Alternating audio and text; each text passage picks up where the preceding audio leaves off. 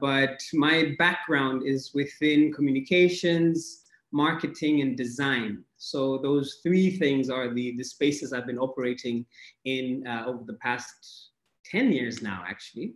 I was super lucky to have done school like really, really early. That's why I look this young, and I've been working for 10 years.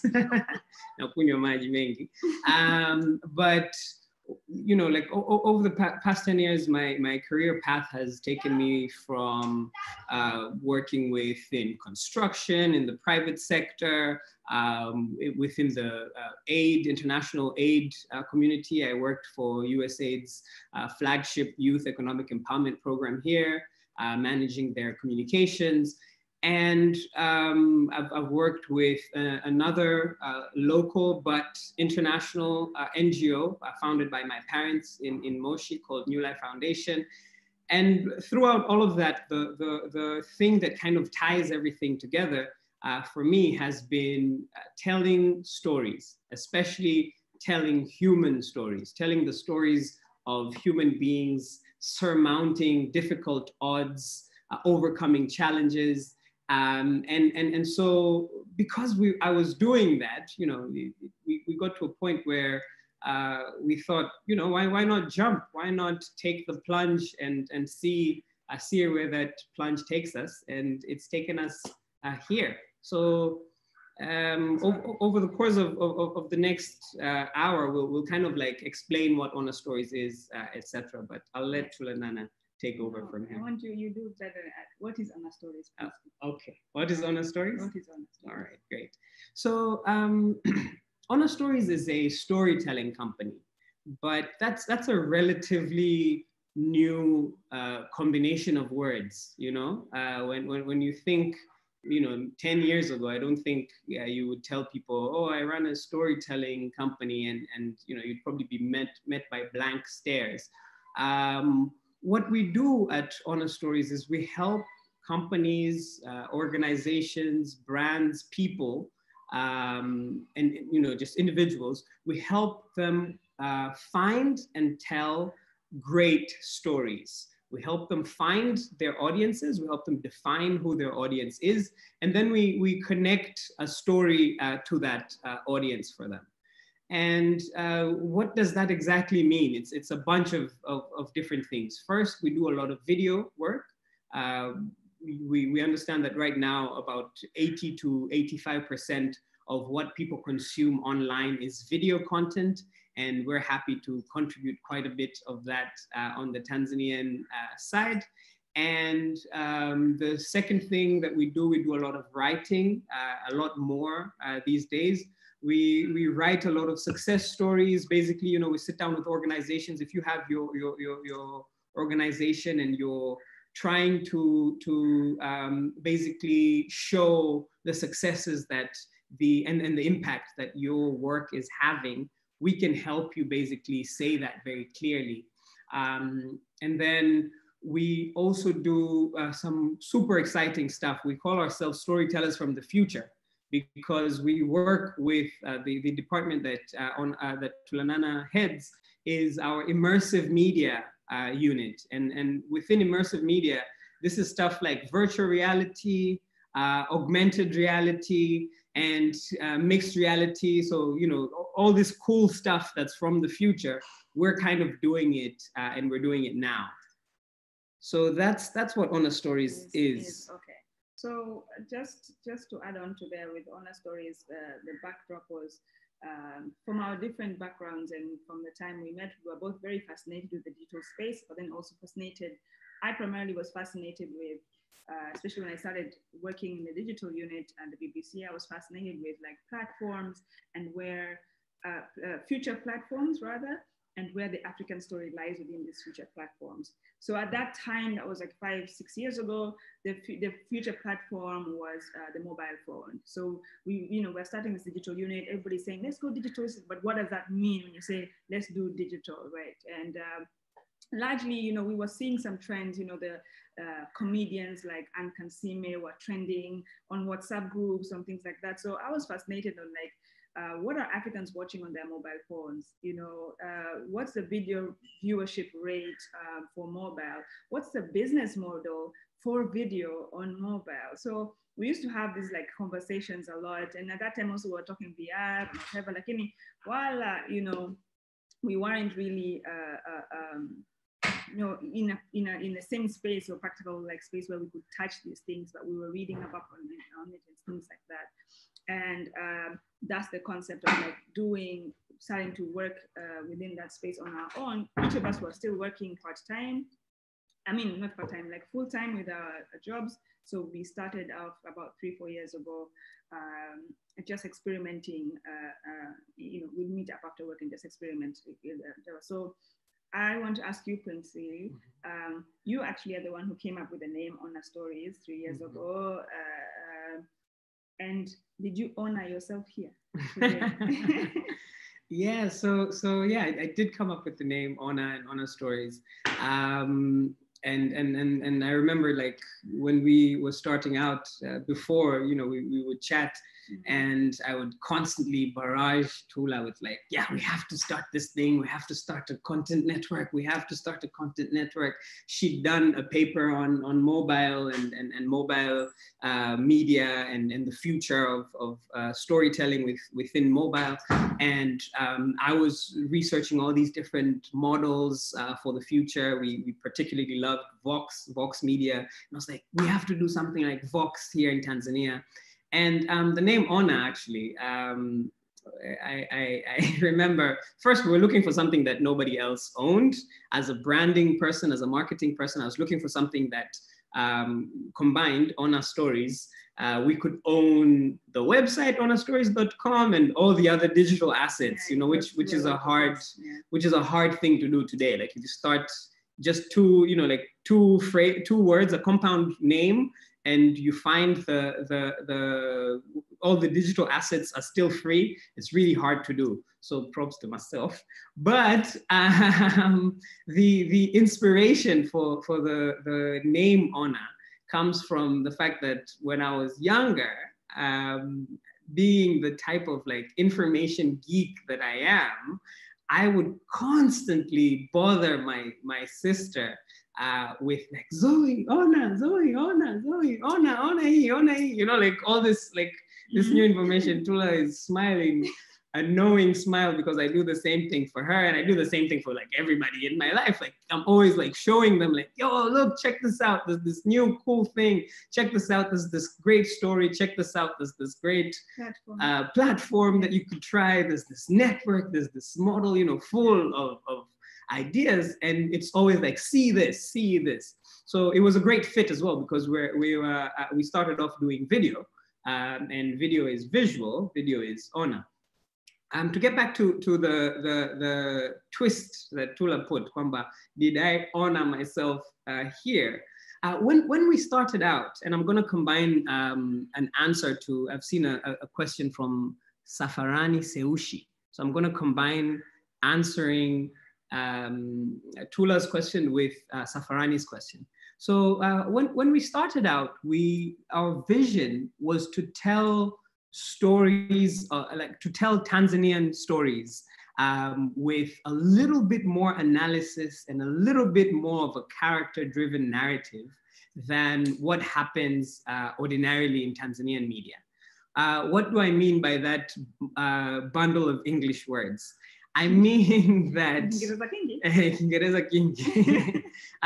but what I mean is this, that we often have all these stories about Tanzania. Tulanana was working at the BBC, and at the time when we started, the big story was Tanzania is moving its capital to Dodoma, right? And so everybody reported it. ITV reported it, TBC reported it, everybody, you know, Channel 10, Star TV, Kenyan media reported it, international, global media, people like the BBC themselves. Tulanana did some of that for the BBC. Our friends, Kinasami Awami, they did stuff about the move to Dodoma. But nobody was really telling you, the Tanzanian, why we're doing this. Everybody was just saying, Tanzania is moving to Dodoma. Here's a few top line reasons why they could be doing it. But nobody was giving you the narrative behind why we were doing this. So I thought to myself that if I think of myself as this great storyteller, why don't I tell this story and tell it well? If Tulanana, my partner, thinks of herself as this great storyteller, and she is, and she's working for the BBC and producing all these super in-depth global pieces, why aren't we applying that same level of skill and same level of analysis and same level of narrative storytelling to Tanzanian stories? So we did start off with that Dodoma video. And the big inspiration was basically to kind of give people what Vox call the vegetables of journalism. So you get the headlines, which are the fun, sugary stuff, but what's the vegetables? What's the meat? The meat of it. Safarani says, I loved your retelling of history on Dodoma, our capital. Any other similar history telling projects in the pipeline? So we did start off with that as the vision, that we want to tell our history, tell our stories. We're very driven with the line by Chinua Achebe that until the lion tells its story of the hunt, the story of the hunt will always glorify the hunter. And so if we as Africans are thinking that we are the lions, but we're not telling our stories, then everybody else will tell our story. And when everybody else tells your story, what tends to happen is that they jumble it up. They don't tell it as well as you would have. They don't have the context that you would have. They don't have the desire to portray you in a positive light that you might have as yourself. And they don't have the sense of history that you might have. So it was super fun to like research this thing about, we found out, for example, that kuna mtu anaitwa Joseph Nyerere, which a lot of people don't know. Kuna mtu ambaye ni mdogo wake Mwalimu Nyerere, anaitwa Joseph Nyerere, ndo alileta hoja ya Dodoma bungeni. Anyway, you fast forward that a little bit. I do it in my bedroom, just quickly. I do the video, we post the video, I create the page, I do the logo, name, all of that branding, put up the video on the page. Tula and I have been talking for months about doing this. Now we've done it, we post it on a page with like 0 likes.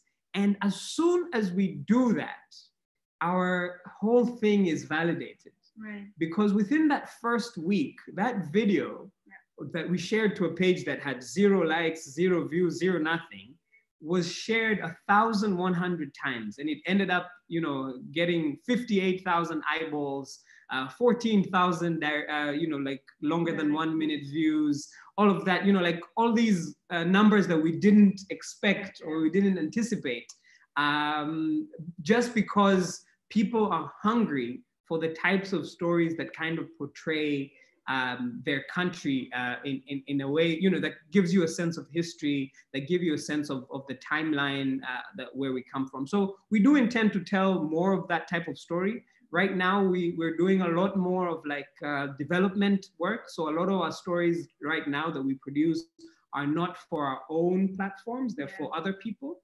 But we do intend to do more of that as soon as we grow our team. Yeah. But now I have a question for you. Yes. Right? So Tulanana, you even did a postgraduate paper and a TED Talk on the future of digital storytelling, on the future of mobile, how people are using their mobile phones. You did a whole, you did really like a whole research on the mobile phone. And this is at a time where not very many people were looking at the mobile phone as a platform and as a media platform, right? So 2 questions in there. What was the vision that you had in terms of a blueprint or a business model? And are you seeing those business models that you had foreseen in your paper and your research and in your TED Talk as well? Are you seeing them play out today? Because now it's 4 years. Yeah. Look at us, 4 years. Since 2016. So it's 4 years now. Are you seeing, happy birthday to us, are you seeing this play out? Yeah, so just quickly, like, so yeah, so in the research that I did and the TED Talk, maybe we'll share the link sometime or on our socials. What I was trying to look at is like, okay, so there's this platform called the mobile phone, everybody is watching it. There's a lot of content that's going on there. There's content creators that are putting their work and only putting that work to be viewed on the mobile. So this is work that, you know, things that we take for granted right now. We watch things on vertical now. We watch things like this and not like this anymore, right? So I'm asking myself, okay, what's the business model there? Like how are we creating the lines between telecom providers, because they're the ones, we need internet. So my circle went like there's telecom providers, there's a content creators, and then it has to be like some like middleman in between that's kind of like curating that content, so that it's able to be dispersed to targeted audiences. So that was my theory there. And then what's great is that now we are seeing those models being tried out in some countries. Remember, like, it's not like every country that's doing this kind of, you can't lump all of Africa and all the countries together. So a country like Kenya, for example, have a platform called View Sasa, and it's actually a platform that's been launched. It's being headed by Citizen TV, Royal Media Services, right? And they have their content. They create it into little snippets. They even create actually fresh content for that platform. And that on that platform, you pay for it, or you pay for more episodes or things like via your mobile phone. So I thought that, like, that's so cute because you can't, that's so cute, but that's so dope because you can't do that. It's different content made for mobile, and it's African content, right? It's made for this platform for African audiences. So there have been experiments. It's another one called Tuli Ntuli, actually, it's Tuli Ntuli, but in South Africa that's doing the same thing. And their sell point is that, you know, you can watch these high quality videos, but with low bandwidth, because we all know, like, internet is not the same. The provision of internet is not the same across the country. But at that time, when we were starting out, to be quite honest, we hadn't figured out our business model per se. We were just like, we want to create, and as many creators, feel, as many artists kind of feel, we hadn't really figured out, like, so how are we going to make... Although we did have a game plan. Yeah. It's just changed very much. It's changed a lot. We've pivoted quite a few times. I think the thing is that we did sit down around, like, so the way around, like, maybe 6 months or to a year in, to, like, figure out, so who was our audience, what are the services that we're actually providing.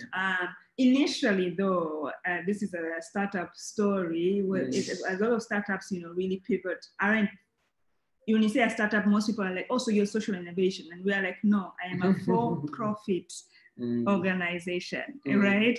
And I say that very passionately, and I'm not saying that social innovation is bad or anything like that, but we tend to sort of, like, leaned on one leg. I feel, at least for the Tanzanian innovation space, that it always has to be, this thing where I don't like. You're a social enterprise first, and then your business second. The second, which is fine, but it's like but I feel like that's been given, like, priority. I don't know, kind of like, even in terms of, like, grants and things like that, they look into that first, right? And we almost went that grant route, and then that didn't work out. It was that did not work out. So when we almost went that grant route, and we were kind of frustrated with this situation that we had, it was a wake-up call, because we were just like, why do we need this money? We should be able to we should be able to do this with or without that help. And so many of us, I think, when we're starting these innovations or entrepreneurship or things like that, you have to think about your business as something like, oh, okay, like, think about your business like, okay, whether I get X amount or non-band, or the zero resources that I have, use the resources that I have, and I will make that come out if I'm consistent. And just to, and that's just to pivot let me just tell a little bit of a story, a little bit about just the beginning, and then I'll pivot to your question that I want to ask you. Yeah, I do want to say something about this as well. Oh, okay. So you wanna go into that first? Okay, great. Yeah. So just to talk about the business model as well, and I'm going to say this in a way that I hope is useful to whoever is listening, and you're trying to start a business, and you don't know where the money is going to come from, etc. So my role within Honor Stories is our strategy, right? And so I spend a lot of time thinking about where is our future, how are we organizing ourselves now so that we can kind of reach that future. And I'm pretty good at it, but it's not none of this. Like, the first thing you learn about good strategy is that it has to be flexible, because if you're not flexible in your strategy, if your strategy is rigid and you don't allow yourself room to pivot, we use the word pivot there. If you don't allow yourself room to basically change with your environment, then that's not a good strategy. It's not, there's this guy, Nassim Nicholas Taleb, he talks about the concept of being anti-fragile, which basically means when things change, you actually become stronger. You don't just break apart, or you don't just, you kind of bend with the winds of time. So I'll tell a little bit of our story in terms of the business model. So I used to tell Tulanana, every single day of her life since maybe 2 weeks after I met her, or 3 weeks after I met her, like, listen, we have to create a content network. We have to create a content network. And that was the original model that we had. So the original business model that we had in our mind is that we're going to create a platform for African storytelling. And that's what Honor Stories was in our heads originally. That if you think of Vox Media Network, very much something along those lines, where you have multiple verticals. When I say verticals, I mean the content types, right? So you have multiple content types that you're producing, and then you have different people producing for you within those content types under one platform called Honor Stories. That was the original idea. And then we went to this thing called Media Party Africa in South Africa. And we met some super amazing, people who were doing like all these different cool things. In fact, we met one of our idols, we met one of the people that I used to research and read a lot about, online, about how she was director of storytelling at Vox Media Group. I'm director of storytelling at Honor Stories, and so she was. I'm connecting it now. Now you're connecting the dots. So she was somebody I was really researching, seeing like what she's doing and what her and her team are doing at Vox Media. I was like, that's what I want to do with my life. I want to be a director of storytelling, right? And so, we said, we're going to start a content network. We go to South Africa to this conference that I think Tula had seen online or something, or had been sent for. And no, because I just randomly got on it from Twitter or something. And then it was free. Yeah, it was actually a Twitter thing. Yeah. So she'd seen something on Twitter, and then she sent it to me. I was like, yeah, let's do it. And it was very quick. It was actually quite timely, because also at that time, we were also kind of like, we were tired of talking about what we wanted to do. Yes. We were tired. Like, we were just like, every day we are talking, we talk, an idea. It's like, okay, if we want to really learn how we're going to do this thing, we want to see Gihami, like, just go for it and go to this thing, because we saw a lot of as you said, that our idols and people that we wanted to work with on those spaces. Yeah. So we get there, and we meet these people. We expand our vision a little bit, because we see all these different ideas of like how people are doing things. And at first we had like, okay, we're going to do a content network. We're going to be on multiple platforms. We're going to do VR. We're going to do AR. We're going to do XR. We're going to do all these different cool technologies. We're going to have like a media lab, where we experiment with all these different platforms and formats, not even knowing what these platforms and formats actually look like.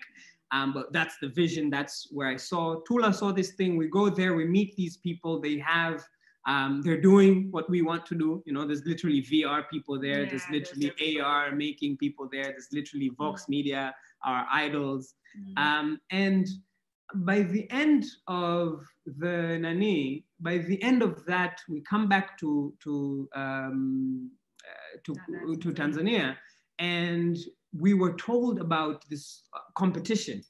And so we apply for this competition, we win the competition, but then there was a bit of a complication. We couldn't get the money that we won during that competition.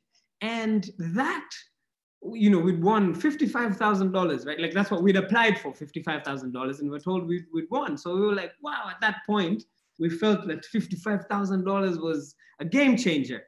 You know, these days, maybe that's one client or two clients can give you that type of money. But at that point, we're like, wow, this is something that is going to change our lives. We can quit our jobs. We can do this. We put all our baskets into this thing, and then it doesn't pan out, right? Yeah. These people, for one reason or the other, we couldn't get the money, right? And so Tula and I just had a discussion. We're like, but is this vision, was this vision based on their money? Was this vision based on us getting this $55,000, or were we planning to do this anyway? So I think the lesson there was, I think also a very important piece was that, and a lot of us, like as we innovate, as we become entrepreneurs or things like that, we come and we want validation from outside. Yeah. Because for me, that competition and us winning and blah blah blah. And was like, oh man, there's someone who believes in an idea and things like that. But the most important person to believe in your idea is yourself. Yeah, hallelujah. At Santa Studio. No, but I remember that day because we were very frustrated going back and forth with them, I think for around 6 months. Yeah, like on a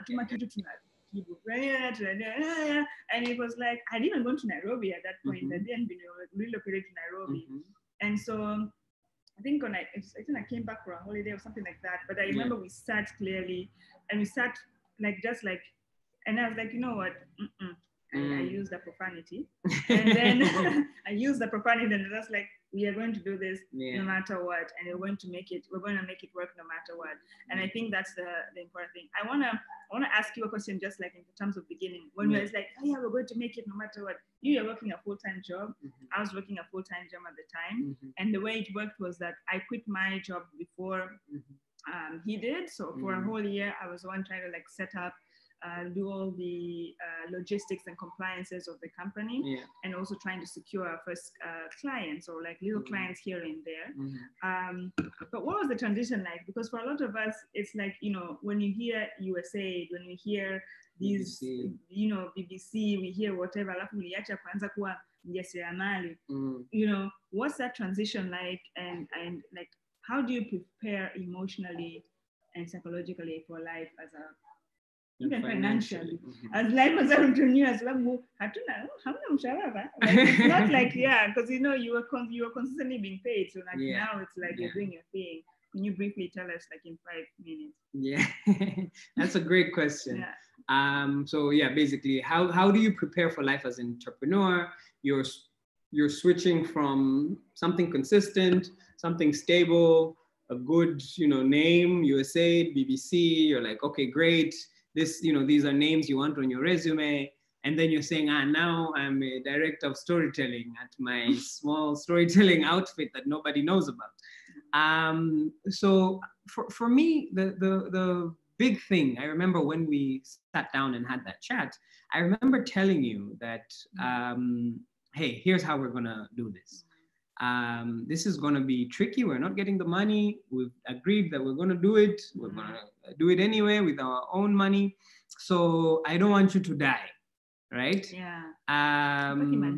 Yeah. Hatutaki madeni, sitaki mikopo, tunataka tufanye nani. So I told Tula that here's my plan, and I suggest it very strongly to be your plan as well. Let's save up for at least 1 year. Piga mahesabu yako, expenses. I hope we can mix in a bit of Swahili. Piga mahesabu yako, what are your monthly expenses? Multiply that by 12 so you know how much you spend on a minimum at least per year. And then during the course of that year, save up for it. And Tulanana was able to do that a lot quicker than I was. In terms in terms of the saving for the year, but then she was also a lot readier to say, you know what, I'm done with this space that I'm in at the moment. I'm ready for a new challenge. I'm ready to try out something. So she'd set herself a goal as well. On top of the just the financial goal, she'd also set a timing goal that by my whatever number birthday, I don't remember what it was specifically at the time, 27, 28? No, I can't, I'm not. 30th? Yes, me, I'm older. Oh, okay. Yeah, you are just under my wing. Yes. So she had said that by her 30th birthday, she was going to quit, and I think it's 29th. No, dude, it was literally like, I was like, I don't see myself here at 30. Okay. So like 30, because I remember it was a month, like the April, and I just resigned. Like it was the last month of my resignation was April 23rd. 2019. Okay. So guys, it was 2018. It was 2018. Yeah. So guys, you can calculate her age from that.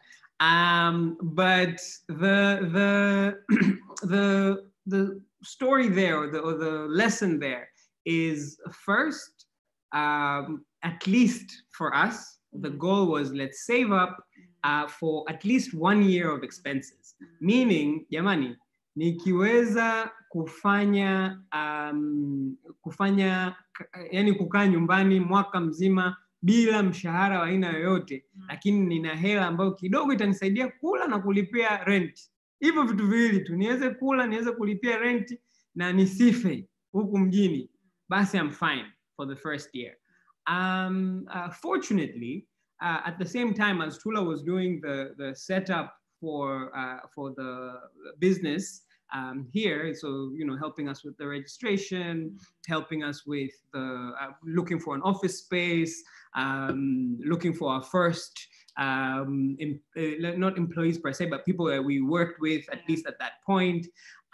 She was doing all the operational things at that time. I was looking for what's our big ticket client that we can get that can spell a good future for the business. That can give us some sort of stability. So that's point number 2. You have to test out your business ideas in the real world. It cannot be a business if it's in your head. You have to actually look for somebody who you can convince to buy from you, right? Until you have convinced someone, you've said, hey, I have a product, this is what the product is, buy from me. They take money out of their pocket and they put it in yours, then you have a business. Before that, you have a business idea, right? And so I was looking for, how can we get some client that can be our big ticket client that can kind of help us basically you see this as a viable business. And we were very lucky that we got a super huge telco client who we managed to persuade to work with us. And then after that, things were a lot smoother, because first, you have your 1 year savings. Secondly, you have your game plan for that year. But then third, it's no longer just a business idea. It's no longer something that's in your head. You actually have what's called skin in the game, right? So which was why then eventually you said, okay, we're both going to quit. We're going to do this full time, because now you have skin in the game. Now you have a stake. If this business fails, I fail. If this business dies, it means I can't pay for this lifestyle that I have. And so now I have skin in the game. Now I have to do this. So that's kind of how I prepared financially, and how I kind of advised both of us to kind of prepare financially. So let me just throw back the same question to you, but then you can do the emotionally and the psychologically and emotionally side, because maybe I didn't prepare as much as you did on that front. For a lot of when we are looking at entrepreneurship and especially in the innovation space or digital space, but I think now, I think now, especially in the digital space, we kind of present this very much like, look at me, I'm doing well, and like I've gone to this conference. Napenda my conferences. Let's be real. Look at me on this conference, blah blah blah blah.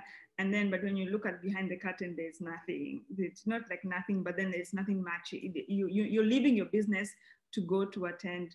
So a lot of in the beginning, a lot of those kind of some nice things may come your way that will look, we kind of like.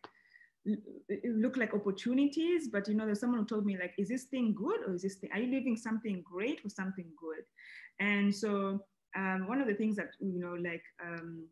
was important for us and then for me is that let's not get distracted by the because there's lots of opportunities, grants, platforms and whatever and stuff like that. Grants conferences and stuff like that. Media and media and things. We run to media. We run to sell our stories to media outlets and stuff. But then we fail to actually build the business. I'm gonna get something to drink, guys. I'm coming back. Okay. Yeah. So I was gonna make a joke.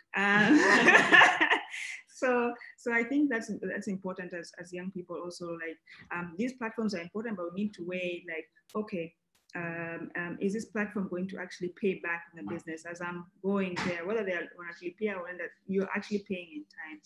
In starting the business, this effects of doing the startup emotionally, whatever, like it wasn't easy. It was very tough because the first year, as Princey said, nilikuwa peke yangu.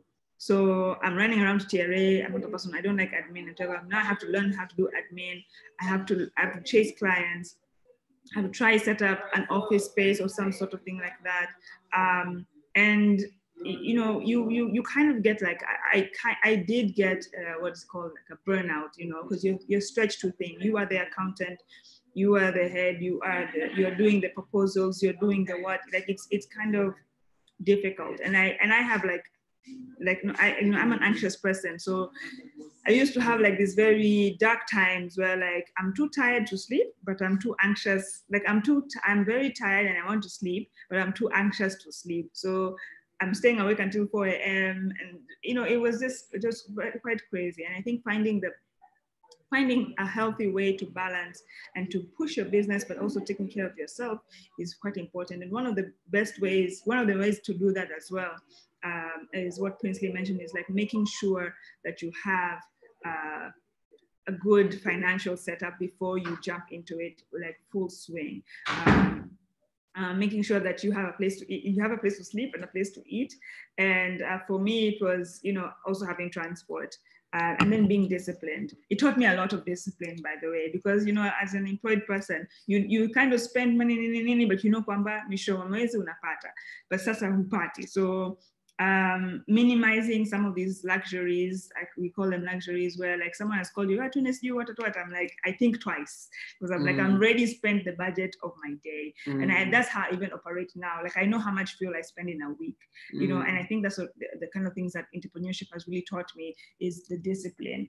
I used to think entrepreneurship, because you own your own business, you can wake up at 11 and whatever. But I had to set a routine. I was like, you wake up at 11. Now who your client kasha toka yuko ofisini tangu saa moja. And like now from 11 do naanza to email whatever and stuff like that. They're already in their 5th meeting. So I need to wake up the time they're getting up so that they can meet my email and whatever and things like that. So there's certain things that change. I wanted to ask you though, in terms of like in the innovation spaces, we hear a lot of people like pushing for collaboration and pushing for like partnerships and things like that. But at the same time, what I've seen personally, it's I don't know, like it's singular people, being the front face or being the director. It's the same kind of model where it's like one person is the one who's doing that. And in fact, with me, when I had a company before Honor, way long time ago, and one of the first a video production company, and one of the first things I remember going to this talk thing, and the speaker was like, no, there always needs to be a boss. There needs to always be a boss. So I wonder for like you, Do you think like partnerships work and collaboration work, or is it boss? There needs to be a boss, and who is the boss between us? These are trick questions. Yeah, these are trick questions. She says that, and she looks at me very menacingly. So the thing about this works for us. I'm not going to prescribe this as the solution to everybody, but I'm going to tell you what has worked for Tulanana and myself. So when we started Honor Stories, both of us had a real interest in doing something like this. So the model that we started off with was something that I had envisioned and I dreamt of and I'd wanted to do since I was 16, 17. I had different names throughout the years, but I'd always wanted to do a content network, right? And always felt that the answer to Africa's narrative problems is doing a content network. Tula, on the other hand, was coming in with a background of researching mobile, of researching the future of storytelling, etc. And so she had a real stake in it, and I had a real stake in it. And I remember one of our friends, I'm not going to mention the name, but I remember one of our friends. Expose them. Don't expose them. I'm not going to. I know it's not a bad thing. I'm just not going to mention the name. But I remember one of our friends telling us, you guys have to be very clear about who's in charge and make sure that because these things, they don't work. And she was speaking from experience because she had done stuff with people and they'd let her down over the past, and I think it was recently. She'd started something big within tech with a group of people. They let her down. And so she was like, you guys have to be super clear about who's in charge and who's doing what, because in a few years, you could have, when there's money involved, right now it's just a dream. But when there's money involved, you could have a real dispute. But here's two things that have worked for Tula and I. First, we had a base of knowing each other and a base of friendship. Tulanana and I even dated, right? So we were in a relationship for a while, and we started the I'm just throwing it in there. They weren't ready. I'm just throwing, okay, calm down. Yeah. I'm just throwing it in there for you. But we had a base of knowing each other, basically. And we had built, I'm lucky to say that we had built a relationship that was based on like trust and based on knowing, like really, really great knowledge of each other. And so it wasn't strange for me to say that, okay, we are starting something that's a partnership. This is going to be 50-50. I was a little worried, like, oh, my idea, or, what could happen in the future. And Tula maybe had similar worries or whatever, but we thought that at the end of the day, I'm not making a subjective decision in picking her as my partner. I didn't pick her as my business partner because I was dating her at the time, but I picked her as my business partner because she was the best qualified person I could think of to do this with at that time. And it's proven right, our relationship ended, but our business relationship has gotten even stronger, I could say, over the ages, as we've learned to basically appreciate each other's differences more and etc.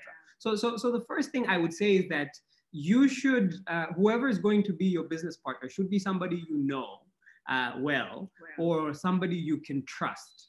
And the question about the question about trust, etc. is it's hard to gauge. It's hard to gauge trust, but it has to be somebody you can trust. And then our model is. We discovered quite early, and I had one of our former employees talking to me today about, I placed her at my old job at Nabaki Africa. And so she came over today and she was telling me like, oh, you're like the Nabaki chairman and his wife, who the co-founder of Nabaki, they remind me very much of you and Tula. but the roles are switched. So I'm more like the like Tanya, who is very like meticulous and like detail oriented, but in terms of like strategy and vision and the like the direction, the general direction of the company, while Hamish, the chairman, is more practical, like let's get it done, let's like how do we do it, how do we do it now.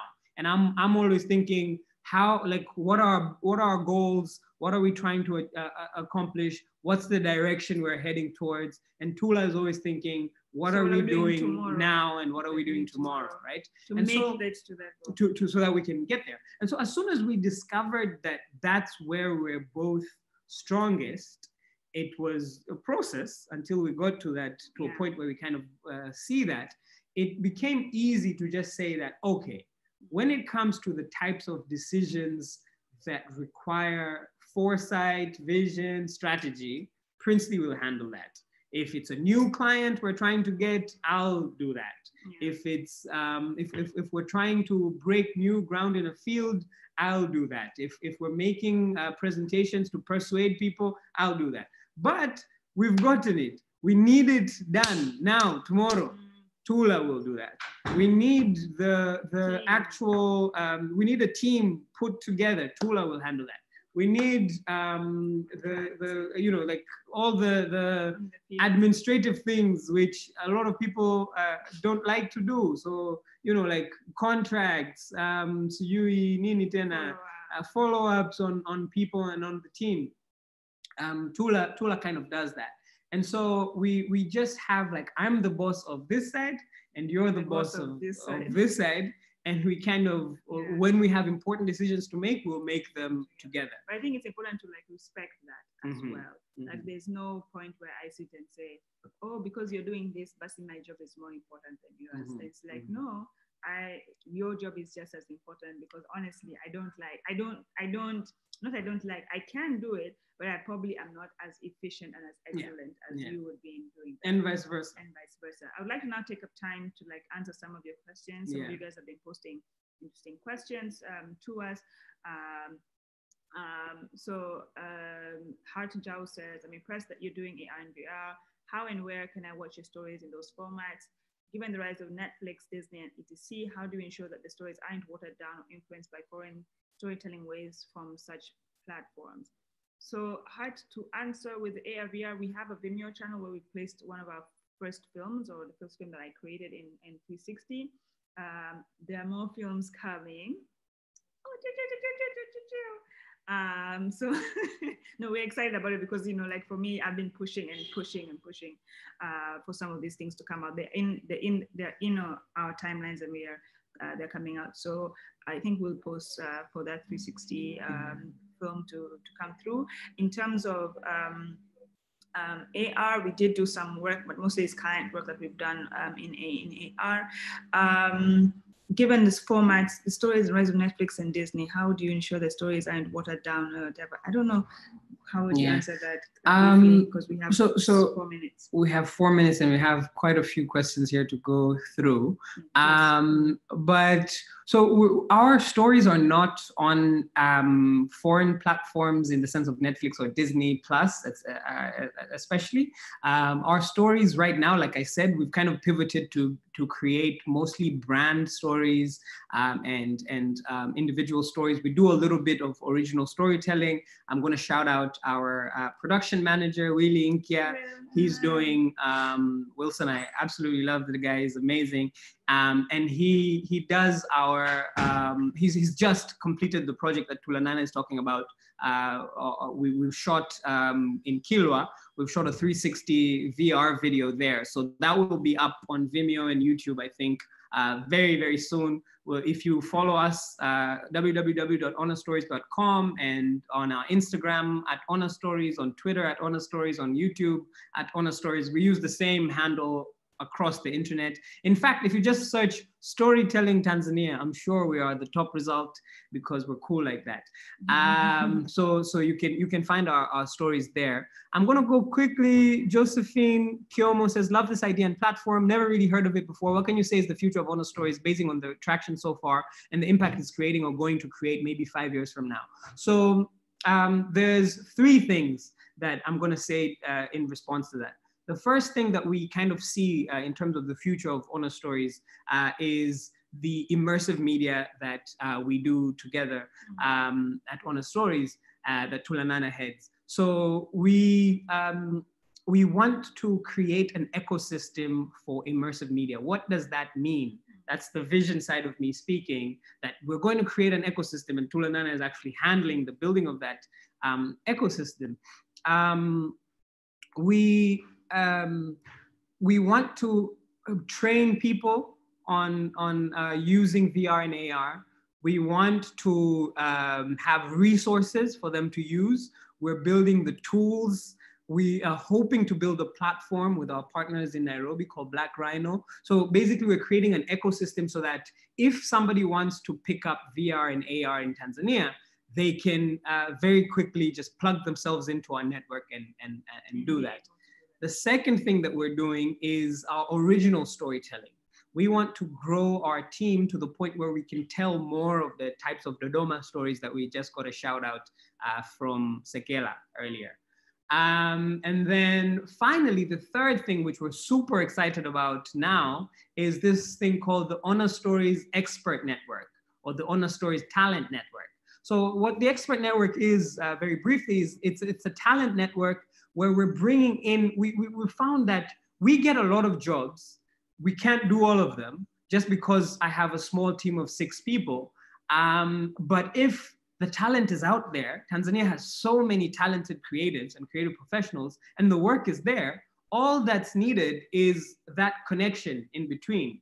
And often we find that this talent then needs to kind of, they've been doing creative work for themselves, but they need to kind of be upskilled, to be trained on invoicing, to be trained on administrative, to be trained on the skills themselves. So we've just done our first batch, and then the next batch, we're rolling it out slowly over the month of August. 19 hours. We're rolling it out slowly over the month of August. So you can check it out on our Instagram page, our Twitter page. If you go to any of those pages, you can click the link in that bio and you'll be able to access and join the Expert Network. So if you're a creative professional and you're looking for work, we've got work for you. Just go to the link in our bio, click that, and we'll be able to do that. So that's the future of Honor Stories, those 3 things there. Okay, Nicholas Minoje has had 3 questions for us. He's asked about Mr. Princely, which means have you used to save your money? He's also asked me about my shirt here. We and the logo and what honor means. We spoke about it. We spoke about it a little bit, and I think it was answered also on the platform. Yeah, I think that's about it. So Nicholas, in regards to saving money, it doesn't necessarily mean that you have to have a bank. Personally, the way I did it was niingia kwenye mzunguko with my cousin. Alikuwa na mzunguko ile nani ya hela kwenye ofisi yake, and basically I was like, okay, I want to be the last person to receive this so that I have it. So I was like, okay, if it's this amount, it was like 1/3 of what I was earning, and so every month I would just send it there. Another way also is to look at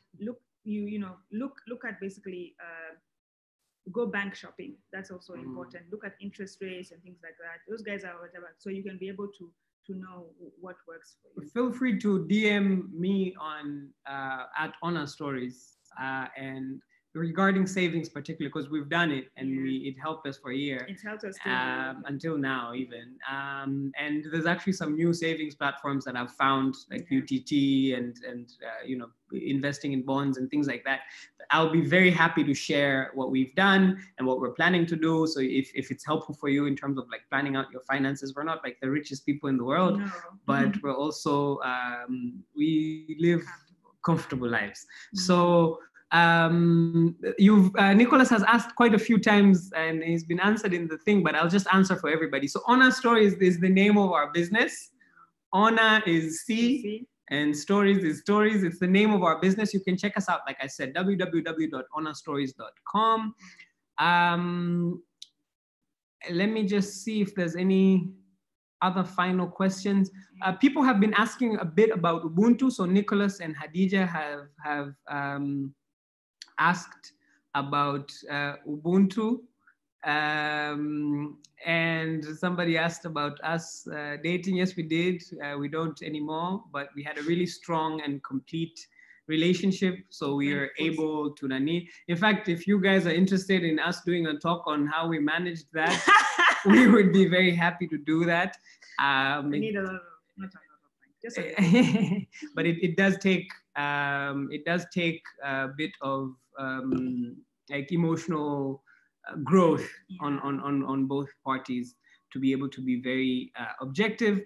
And finally, we really hope that we've been useful. I think we've kind of answered all the questions. Thank you, everybody. Saying great session. Yeah, thank you guys very much for telling us that the presentation is amazing, and we're happy to chat with you more. You can check out our website again, www.honorstories.com. You can check out our social media platforms, follow us, DM us for additional questions. Instagram @honorstories, Twitter @honorstories, Medium @honorstories, Facebook @honorstories, YouTube @honorstories, the whole jazz. So thank you very much, and hopefully we can pass it on to Diana and Bhumi if they're around. Awesome. What a day. I am so glad. I am so glad to have heard you guys. My eyes were popping and then they stopped, and then I was like, wow, I sipped some water, and yeah, we continue. An amazing story.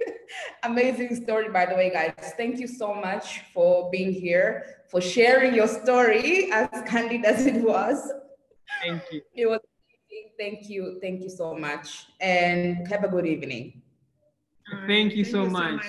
Thank you, everybody. Thank you, everybody. Thank you for joining us, everyone. Thank you, guys. Bye. God bless. Bye. Oh, wow. Thanks.